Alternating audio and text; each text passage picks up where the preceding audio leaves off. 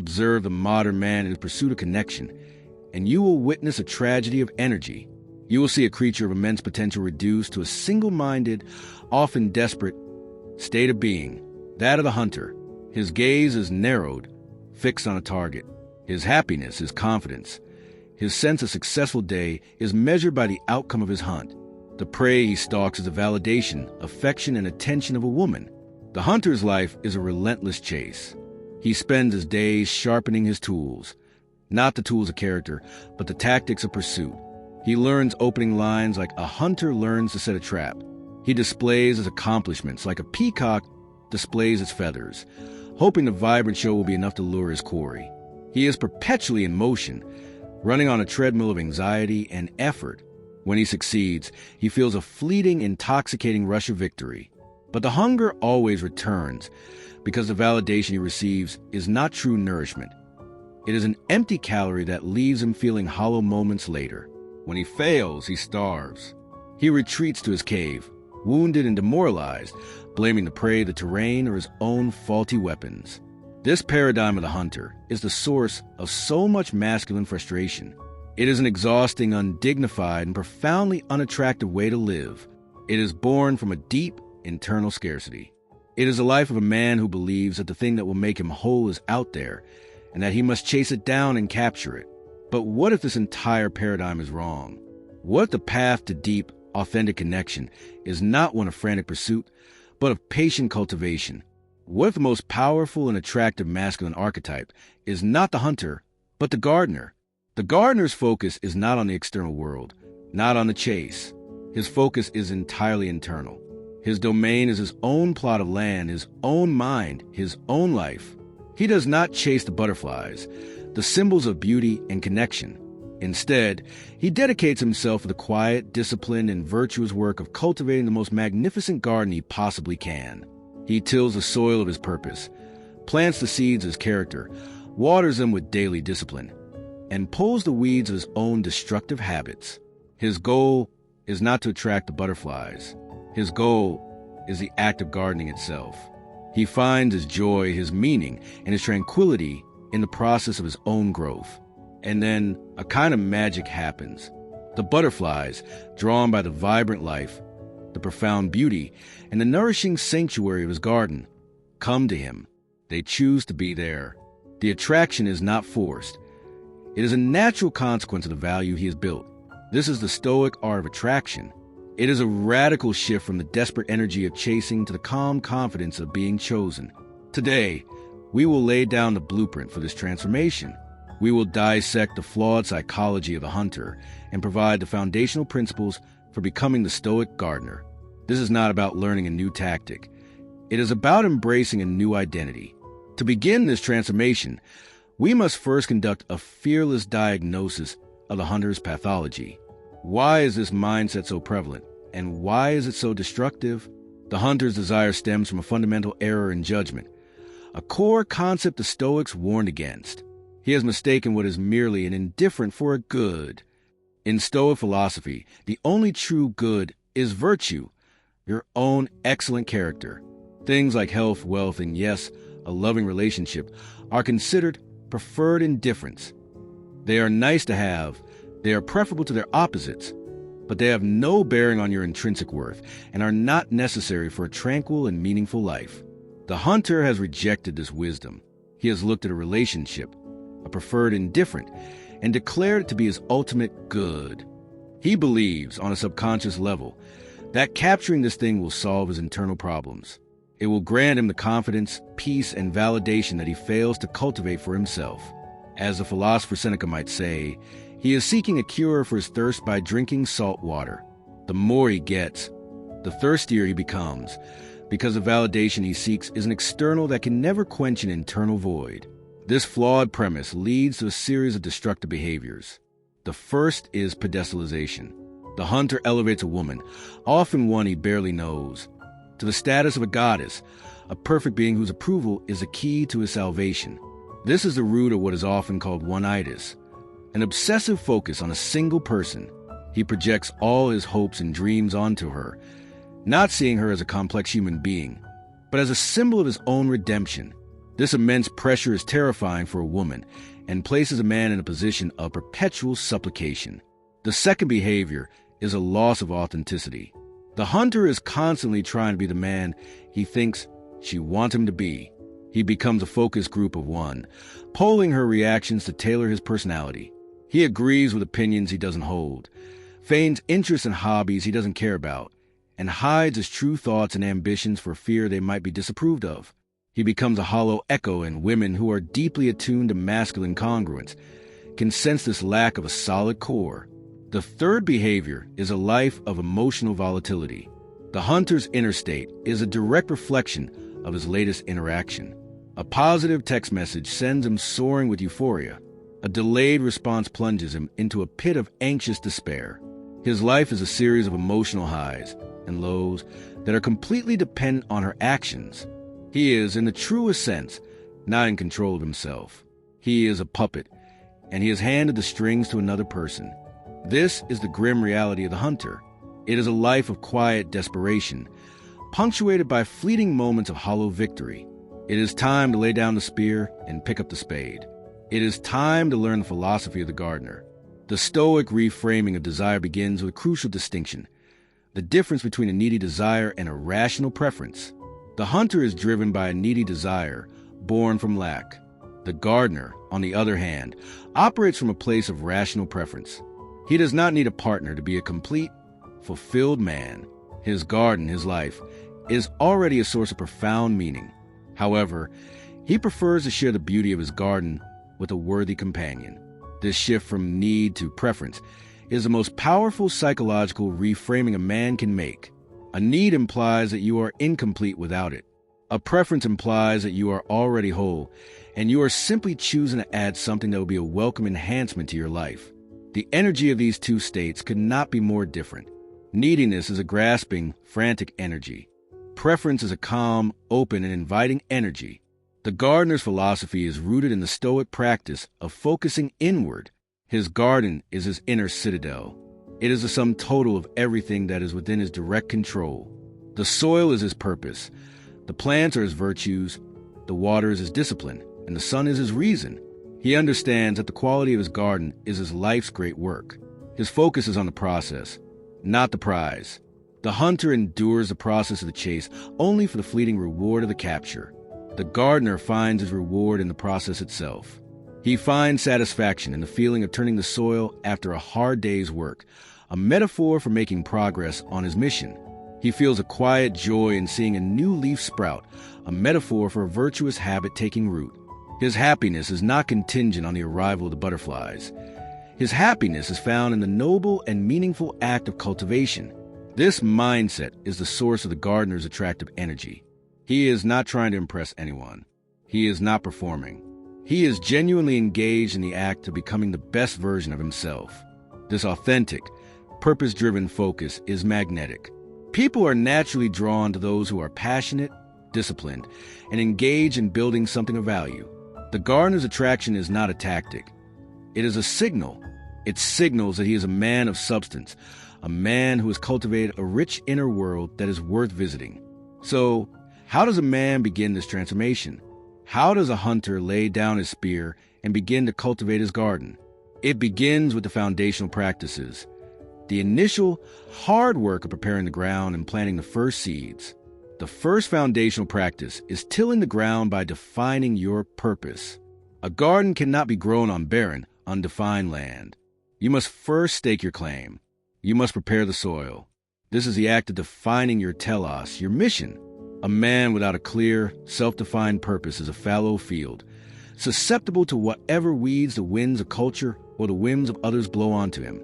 Your purpose is the why that powers all of your actions. It must be something that is both challenging and meaningful to you. It could be building a business, mastering a craft, creating art, advancing in your career, or dedicating yourself to a cause. The specific purpose is less important than its existence and your unwavering commitment to it. This mission becomes the fertile soil of your life. It is the rich, dark earth from which your confidence, your discipline, and your sense of self will grow. Before you seek to attract a partner, you must first give yourself something to be passionate about. You must have a direction. A man who knows where he is going is a man worth following. The second foundational practice is planting the seeds of virtue. Once the soil is tilled, you must decide what you want to grow in your garden. These are your values, the Stoic virtues in action. These are not abstract concepts. They are tangible seeds that you must consciously plant and nurture. The seed of discipline is planted every time you choose to go to the gym when you feel lazy or to eat a healthy meal when you crave junk food. The seed of courage is planted every time you speak the truth when it is easier to lie or take a calculated risk instead of shrinking in comfort.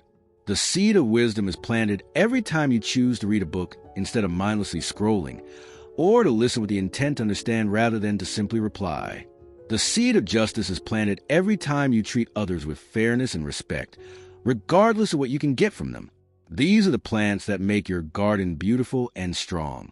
A woman may be initially drawn to a garden with flashy, superficial flowers, but she will only choose to stay in a garden that has deep roots and produces real nourishment. Your virtues are the substance of your character. They are what make you a man of true value. The third and final foundational practice for now is watering the garden with daily discipline. A garden is not a one-time project. It is a lifelong commitment. It requires constant daily attention. The seeds of virtue, once planted, must be watered. This water is the consistency of your daily habits. This is your non-negotiable daily routine. It is the act of waking up at a consistent time. It is a practice of daily exercise, not as a chore, but as an act of respect for the vessel that carries your mind. It is a dedication to your mission, chipping away at your goals every single day, even when you don't see immediate results. This daily watering is what allows the roots of your character to grow deep, making your garden resilient to droughts and storms. And within this daily practice, the gardener uses a secret, powerful nutrient, the Stoic concept of memento mori, the remembrance of death. The gardener knows his time to cultivate is finite. This awareness does not make him morbid. It makes him focused. It gives him a profound sense of urgency. It helps him distinguish between what is truly important and what is a trivial distraction. He doesn't have time to waste on petty arguments, on pointless pursuits, or on chasing people who do not value his garden. The knowledge that winter is eventually coming makes him appreciate the beauty of the current season and inspires him to be the most diligent and virtuous gardener he can be, right here, right now. This is the foundational work. It is a hard, unglamorous, and often lonely process of tilling, planting, and watering. But this is the work that separates the boy from the man, the hunter from the gardener. This is the work of building a reality so rich, so purposeful, and so deeply fulfilling on its own that the arrival of a butterfly is not a moment of desperate triumph, but a moment of shared, peaceful, and beautiful synergy. In the first part of our journey, we laid the foundational groundwork. We committed to the great work of the Stoic gardener, tilling the soil of our purpose, planting the seeds of our virtues, and watering them with the daily discipline of our actions. This is the solitary, noble labor that transforms a barren field into a place of value. But a garden is not meant to be a fortress, sealed off from the world. It is an ecosystem that must interact with the world around it. Now, we move from the internal work of cultivation to the external art of interaction. How does the gardener, secure in the value of his own cultivated space, engage with the world? How does he interact with the butterflies, the women, who are drawn to the life he has built? How does he handle the inevitable challenges of pests, droughts, and changing seasons? This is the stage where the gardener's philosophy is truly tested, where his inner tranquility translates into outer strength and profound attraction. Let us first explore the gardener's approach to interaction and selection. When a butterfly enters a garden, the hunter's instinct is to immediately lunge for his net. He sees her presence as a prize to be won, a validation to be captured. His conversation is an interrogation disguised as curiosity, a performance designed to impress. He is, in essence, selling. He is trying to convince her of his value. The gardener has no net. He has no need for one. He is not a salesman. He is a curator. His mindset is not one of conquest, but of qualification. When a woman enters his life, his primary objective is not to impress her, but to determine if her presence will be a harmonious addition to the ecosystem he has so carefully cultivated. Is she a beautiful butterfly who will pollinate the flowers and add to the life of the garden? Or is she a pest in disguise who will devour the leaves and bring chaos to the carefully ordered space? His conversation is one of authentic curiosity. He asks questions not to find the right thing to say, but because he is genuinely interested in the nature of her own garden. Does she have a purpose of her own? Is she cultivating her own virtues? Does she speak with integrity? Does she treat others with respect? He is observing her character, the same way a master gardener observed the health of a new plant. This process of selection is a quiet, confident act.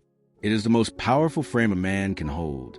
The energy of the man who is choosing is fundamentally different from the energy of the man trying to be chosen. The gardener is the prize. His garden, his well-ordered life, his mission, his peace, is the sanctuary. Her entry into it is a privilege, not a right. This naturally leads to the crucial skill of identifying and handling pests. Not every creature that enters your garden is beneficial. Some will bring drama. Some will be takers, seeking to extract your energy and attention without contributing anything of value. Some will disrespect your boundaries, trampling the very flowers you worked so hard to grow. The anxious boy, the hunter, often tolerates these pests. He is so terrified of being alone, so desperate for any female attention, that he will allow his garden to be overrun with weeds and destructive insects rather than risk the emptiness. He makes excuses for disrespectful behavior. He endures emotional manipulation. He sacrifices his own peace for the sake of a toxic companionship. The Stoic gardener, on the other hand, is a ruthless curator because he loves his garden too much to see it destroyed. He has cultivated his tranquility, and he recognizes it as his most valuable asset. When he identifies a pest, he does not react with anger or drama. Anger would be an admission that the pest has power over his emotional state. Instead, he acts with calm, decisive precision. He practices the Stoic art of setting and enforcing boundaries. A boundary is not a request. It is a declaration of what will and will not be permitted within the borders of his kingdom. If a boundary is crossed, he does not make threats. He simply acts. He calmly removes a pest.